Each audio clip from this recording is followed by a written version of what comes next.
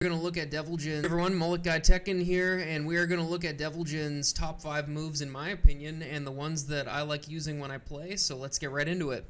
Number 1, Electric. It's probably the best move in the game. It takes 14 frames of startup to come out, but the input itself takes a lot more frames unless you get really fast at it. So it's going to take you longer to do an Electric than 14 frames. Either way, it's still really fast, really amazing. You can use it for whiff punish. It's got a lot of range. You can see, like, right there. So that's pretty good. You can use it for big combos.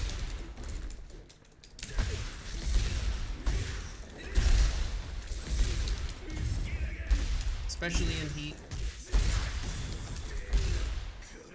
So, like, that's 94 damage. Like, that's, I mean, you use your whole heat bar, right? Let's say you want to do a different route and keep all of your heat. You can do something like this.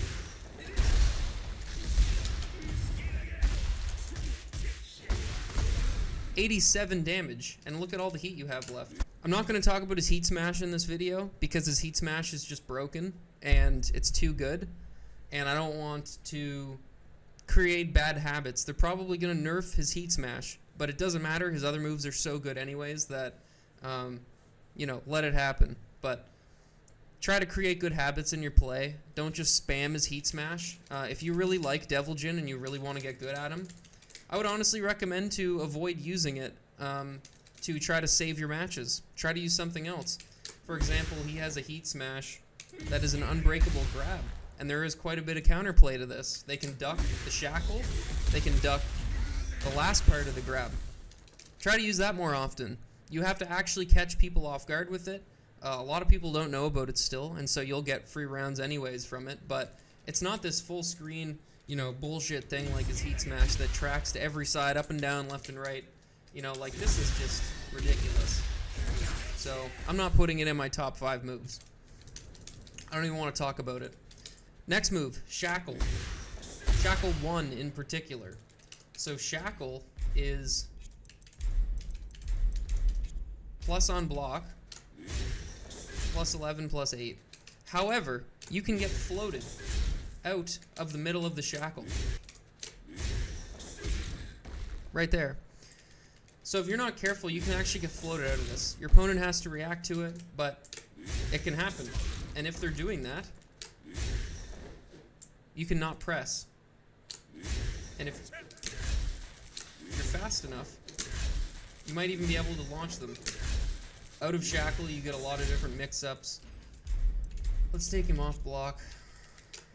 So you can get that, you know, that's guaranteed after that. That's a lot of damage for what it is. You have your heat engager here, which is okay. It's a lot more negative on block. I don't use it super often. You can use this, which is actually not a bad mix-up. On counter hit, this launches. You can also do, you know, just morning throw into any of these. I like Shackle because you actually hit them with something, and so they have a lot less time to react to the gap closer. For example, you can get floated out of that at any given moment. If you just fly at someone all the time like this, any time in there they can really use a keep out move, anything. But if you first confirm the Shackle, at the very least you're going to get into their face and close neutral. So Shackle's amazing. It's super steppable, okay? You can sidestep this to the moon. And this. They can walk around to the back side of you during that time, okay? His wall standing 2 is an amazing move. It's a launcher from standing.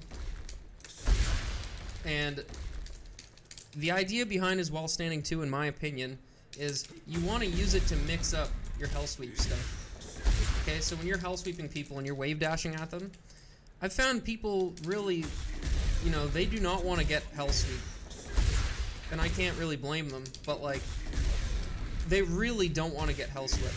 Reason being is that the dopamine you get in this game from blocking a punishable low and then you launch them for it, it doesn't really get any better than that.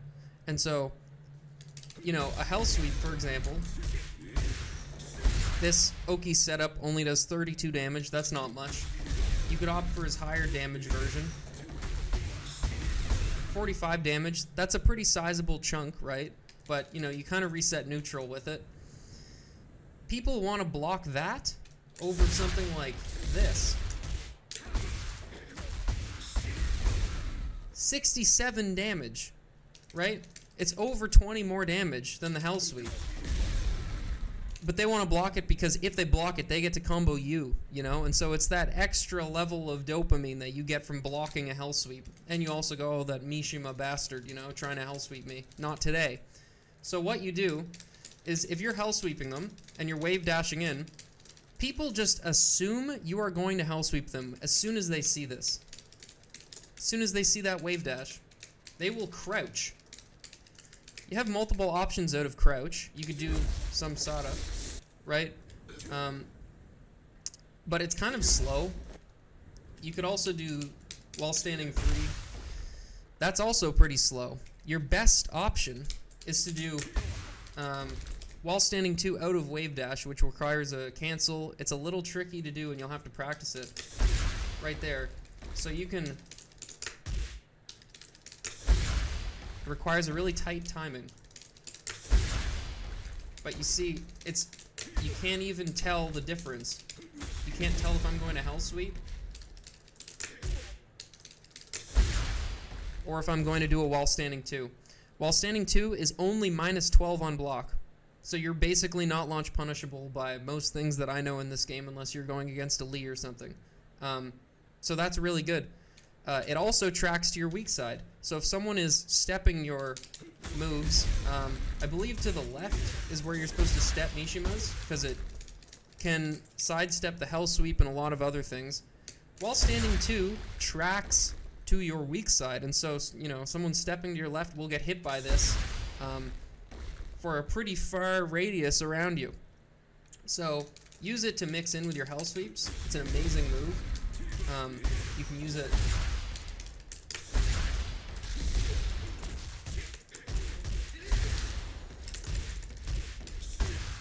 So, amazing move. Next on the list, Hell Sweep. It just gives you an edge. It's an amazing low.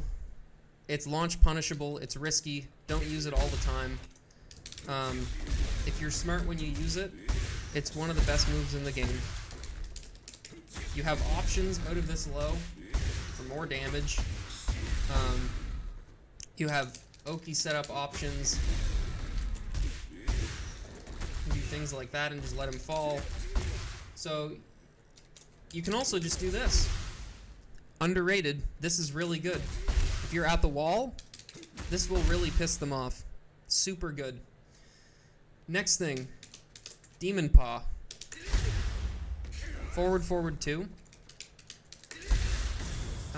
It's a heat engager, so you can, you know, really build some pressure off of this. Look at the chip damage too. You know, that will add up. If you hit 5 or 6 of these on block in a round, that will add up. So this is a good move. It's pretty fast if you do it fast. 15 frame startup, but again, forward, forward 2. You know, that if you want to get this really fast,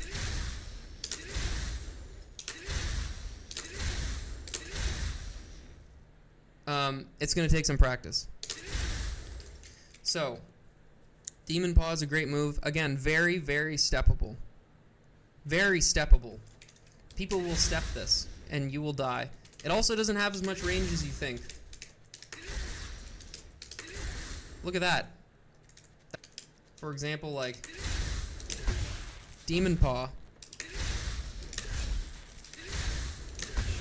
You know, you get to launch them if they try to jab you right after this because of the knockback. Those are my top 5 moves for Devil Jin. Hope you enjoyed this. I'm going to try to make more videos. If you liked this video, make sure you give me a comment and like, and let me know what you thought. And see you guys in the next one. Peace.